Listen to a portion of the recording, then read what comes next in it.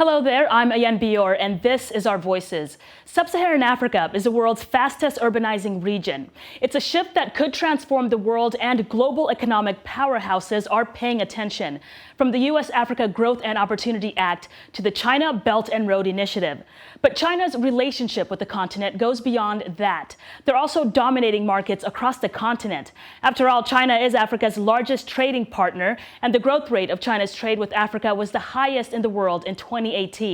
So how does this growing relationship impact our everyday lives?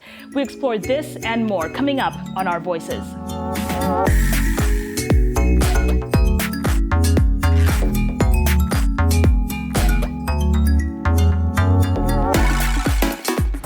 Hello there and welcome to the conversation. Well, you've probably seen the headlines.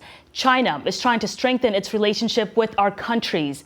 But is this partnership mutually beneficial? We'll share our views, but we want yours too. Let us know what you think on Twitter, Facebook, and Instagram. Our handle is @VOA Our Voices. Joining me at the table is my co-host Auriane Itangishaka.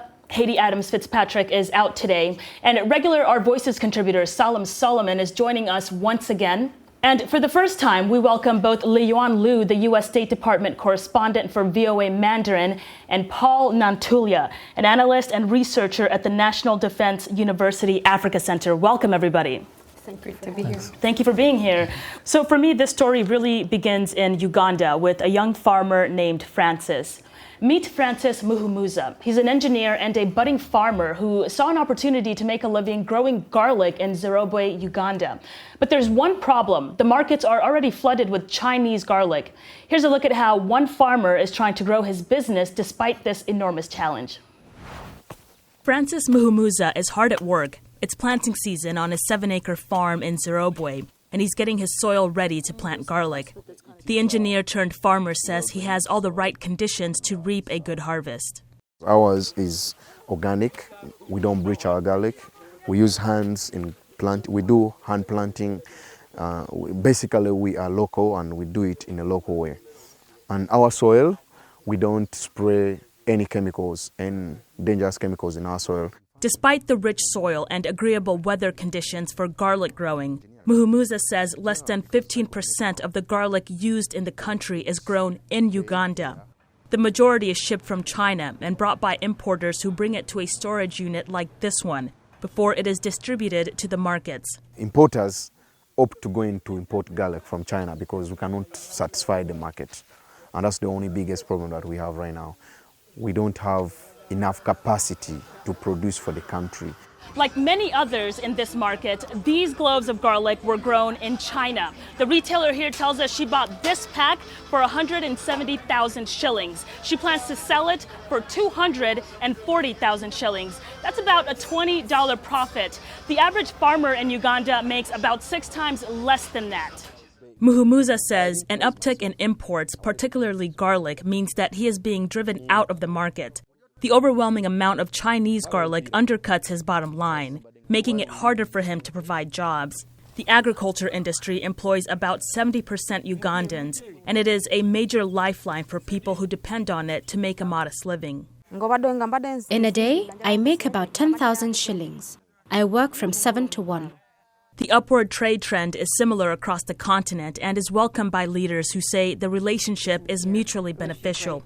As a country, we are very keen to seeing a deepening of the trade between our two countries.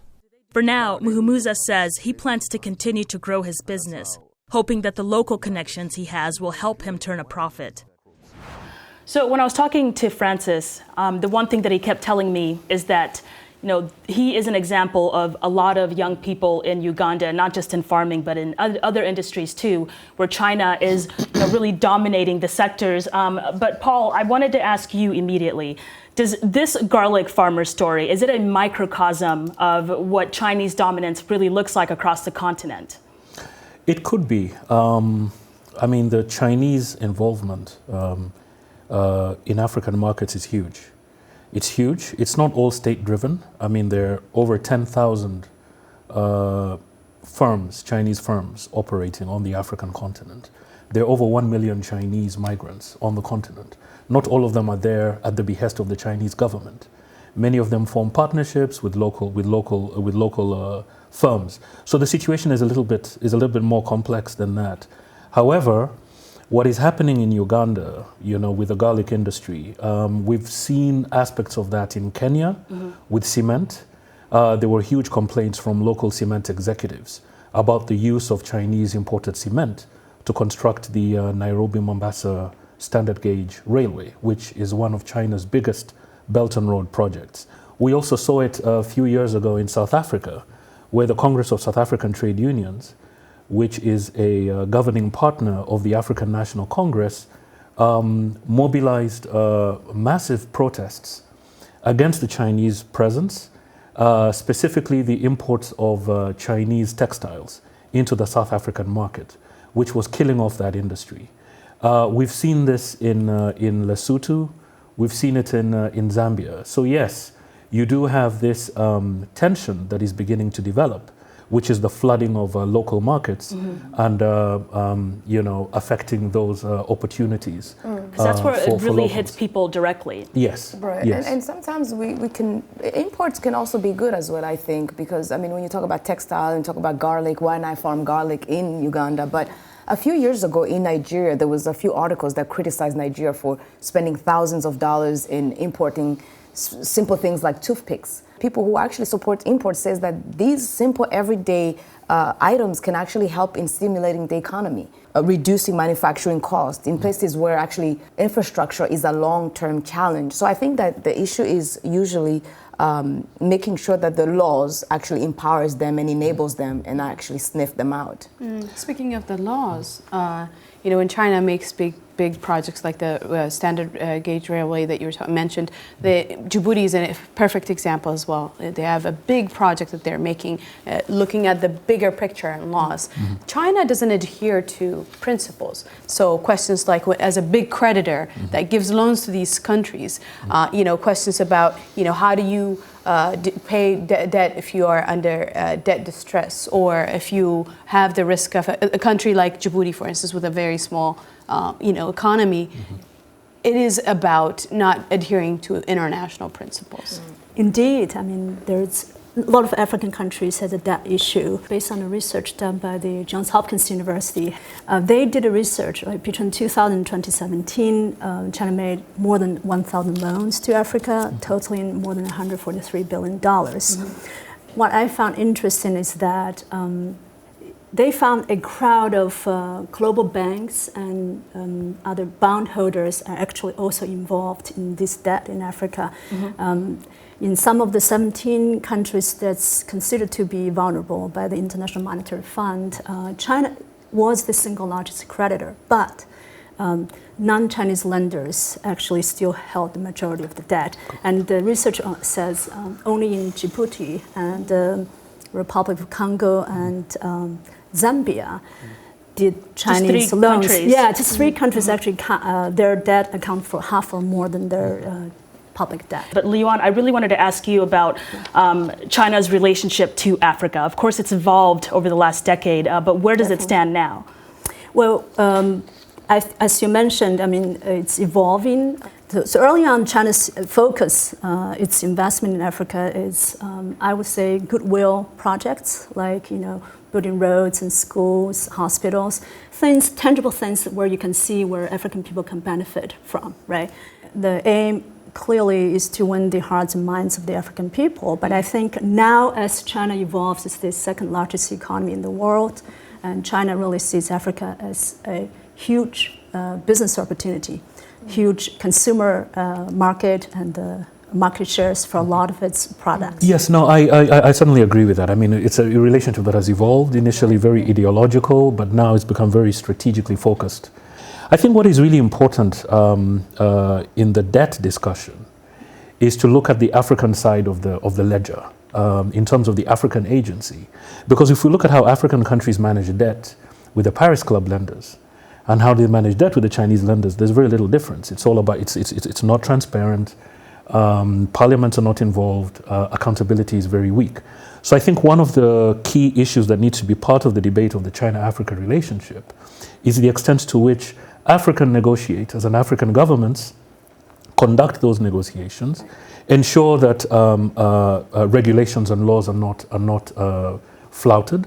And we've seen cases like Liberia, Tanzania, we've seen situations in Malawi and Ghana where when you have the public and parliament involved in these negotiations, the kind of deals that they're able to get with China are much more transparent and more sustainable.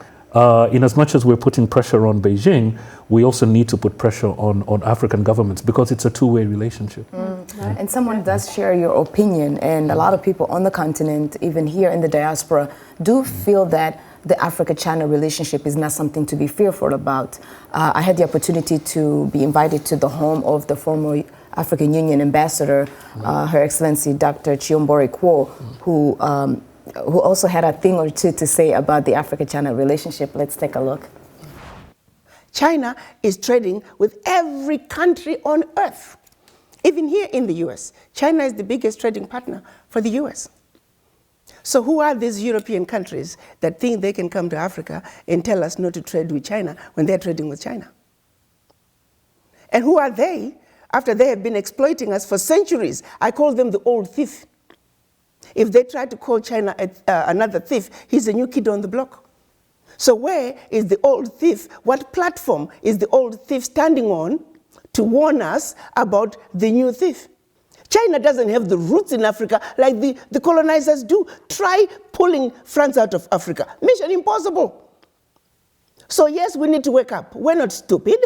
We know what's going on. We know what our issues are with China. We just need to be better negotiators.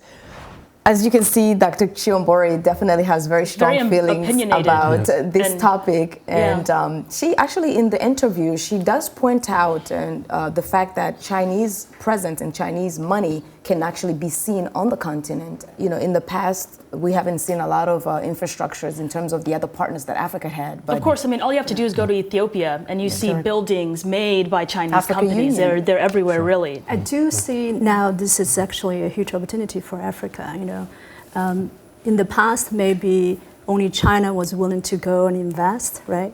Now, with this huge young population, the demographic dividends, the very fast economic growth rate, and you have other countries who are also interested in investing in Africa. So I think this gives African countries more leverage in terms of negotiating with other countries, including China. No, absolutely. No, I think the leverage is there to shape that relationship and transform it. So yes, there's definitely a positive element to it. But transparency is going to be absolutely key. I like the fact that the former AU ambassador mentioned about Africans have to be better negotiators in terms of.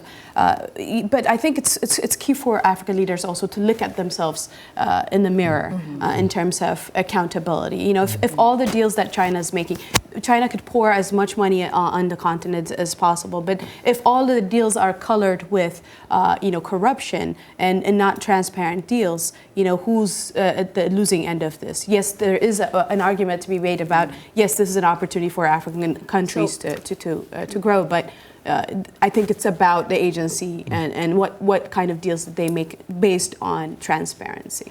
Okay, we'll give you the last word. We just have to wrap up if you can make it quick. Right. I just want to say on the other side of the coin, in fact, China's approach to Africa is also being criticized domestically by the Chinese people. Absolutely. Yeah, we recently had a retired professor on our live show, and he was criticizing Chinese President Xi Jinping's approach to Africa, saying that this is basically throwing money away in Africa. And he was taken away by the security forces in the middle of the show. Yeah. I think I saw that, yes. Right, I saw that, yeah. So. Yeah.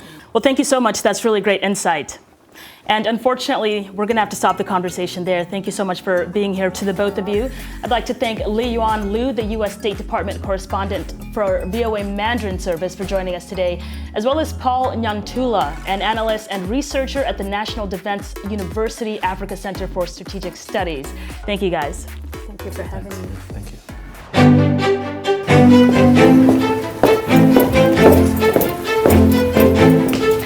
Being part of Our Voices is about more than just sitting here and talking about women's issues. It's about listening to them. and bringing their opinions to the table and making sure their voices are heard. Because our lived experiences, our stories, and our voices will help shape the next generation.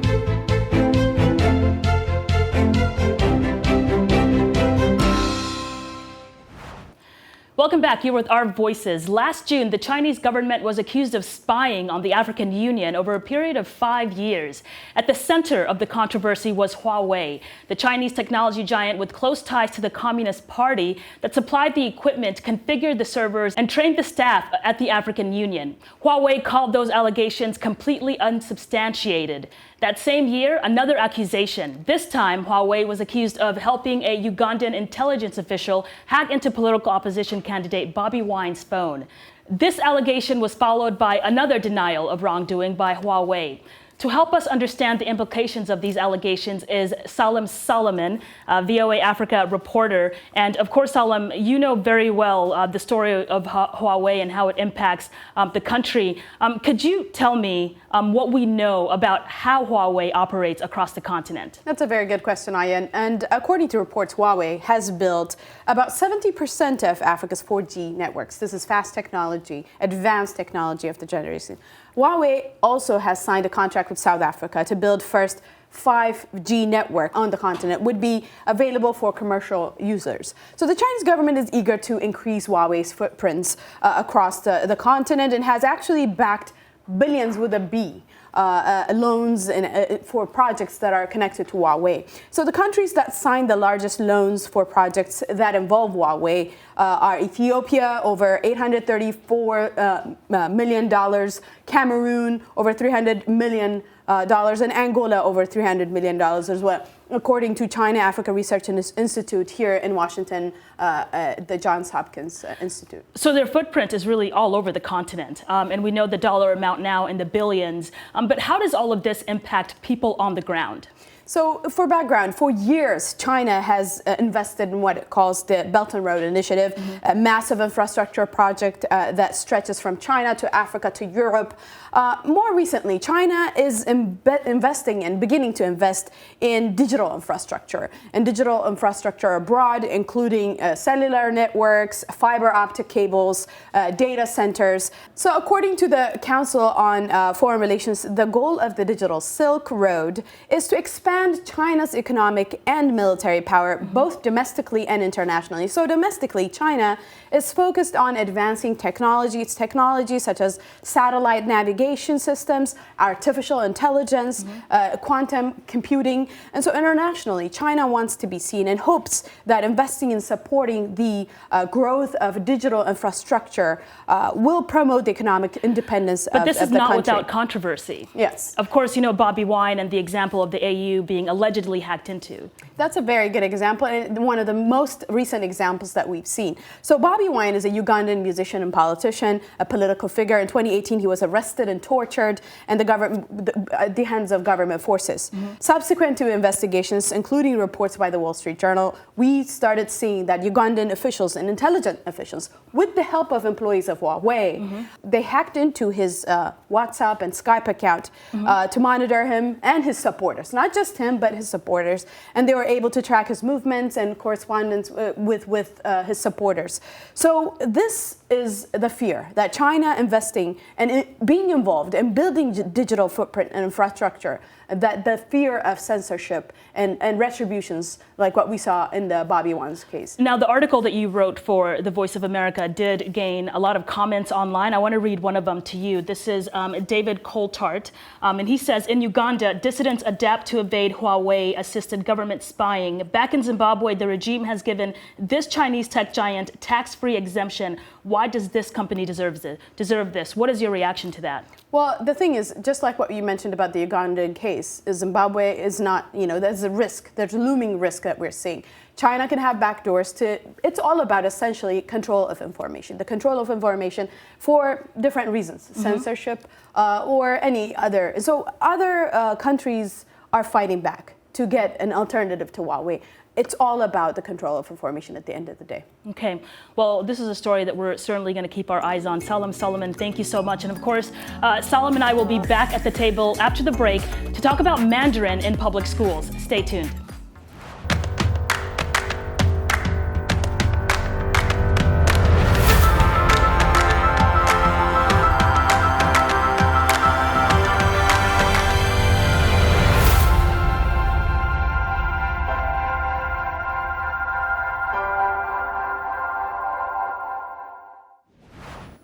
Welcome back. This is Our Voices. Kenya will begin to teach Mandarin in public schools. Kenyan officials told Our Voices the move will connect Kenyan students to a global landscape where Mandarin is increasingly becoming an important language. We wanted to find out how Kenya plans to roll this out. And so we asked the CEO of Kenya Institute of Curriculum Development, Julius Juan, what impact the decision will have on students and schools, some of which are already struggling to provide basic resources. Here's what we found. One, because China currently is the second largest economy in the world. And therefore, we are bound to engage them in various bilateral relationships. Then we have a lot of business people in Kenya private business people who import materials and equipment from China. It is also good for proper communication and understanding for this to happen. And it is important that this being also one of the UN languages, you understand, you operate better when you understand somebody's language. We are also noticing an increasing number of tourists from China coming to Kenya, because tourists is one of our main income earners. When you have visitors coming to your country and you understand their language, you engage better, you help them understand your country better. Well, joining us in this discussion is our producer and also the reporter who was on that story, Abby Sun. Welcome. Thank you so much. So I have to say, I think that this is a really important initiative. I think that the more languages, the more global languages that we know, the better off we are.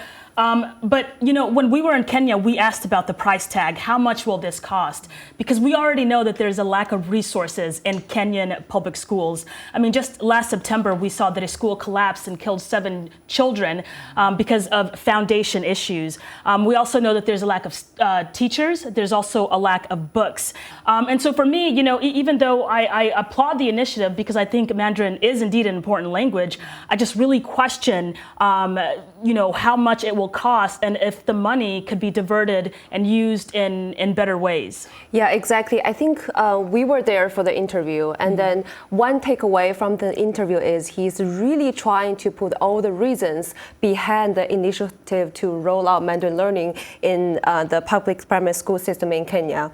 I guess he mentioned another reason aside from China is a rising global power. He also mentioned tourism. So tourism is a huge reason drove this initiative from the behind. If we study the factors influencing the growth of tourism, we can see there are so many factors. For example, environmental factors like good climate and then beautiful scenery, which Africa is already not lack of. And then secondary to that, we see the socioeconomic factors, the accessibilities, the accommodations, the amenities. And there are also historic and cultural factors. Now the question is, from the tourist perspective, what are the factors that are more important when a country is trying to develop their tourism industry, right? So it's very interesting. We ran into this Taiwanese tourist group in Nairobi. We talked to the tour guide of the group and asked her opinion on this. She says if she has to choose between infrastructure and people can speak basic Mandarin to the tourist, she would prefer the first. Let's hear it. Speaking of whether to allocate the money to overall environment like roads or encouraging citizens to learn a new language, I think many tourists would choose the roads. After all, transportation is, in many places in Africa where the roads are bumpy and deeply rutted. No matter how good the cars are, it's not comfortable to ride in. You need to prioritize the infrastructure and facilities. Well, that is illuminating. I firmly believe that roads are the veins of a country. And, when we were in Kenya, we both know how difficult it was for us to get from point A to point B once we were outside the city. And we had to, basically calculate a lot of time, just because in anticipation of how bad the roads could be. So I agree with the tourist. Yeah, and going to the school system for China, I'm just thinking about even the hearts and minds strategy that we talked about in the beginning of the conversation. In the few years that we have seen China coming into Africa, at least for the East Africa community, we have seen the government of China giving a lot of scholarships to students, African students going to China. And so for China, they will in turn become the global agents for the government, for the country, in order to influence Africa and to influence the world, I think. Yeah, I mean, language is key. Language is not only key, it's also very political. Yeah, I mean, it depends. Language, how would you do a job if you don't know how to communicate with each other, right? So language is key. But the thing is, when these roads are being built, infrastructures are made available for Africans, China has been bringing a lot of workers from China. They started bringing in just higher management level, workers, and then hiring Africans. Still, there was isolation between the Chinese and Africans because of the communication issues that we're seeing. And cultural issues, not communicating. They have their own. They're mostly isolated, and this is not just in Kenya and other parts of the continent as well. So.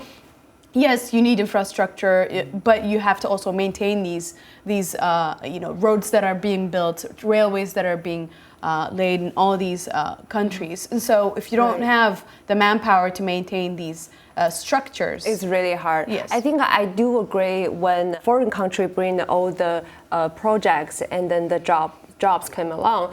But from my own experience, you have to be in a certain language environment to be able to reach to language proficiency, to be able to utilize that to benefit your own career growth, if you're talking about jobs, or to improve your life standard. So when we left Nairobi, I remember we left one question in this conversation, which is we didn't get a chance to talk to the teachers, we didn't get a chance to talk to the students or parents.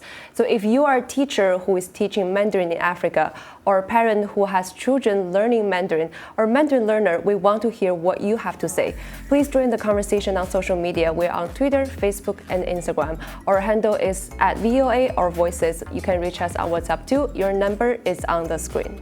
Well, that's really great, Abby. I hope that we get some messages so that we can understand how the rollout of Mandarin is really impacting both students and their parents as well. Well, that's all from us today. A special thanks to VOA Africa's Salem Solomon for joining us, and of course, Abby Sun, our producer and the reporter on this story. Please keep us updated with every update that you get.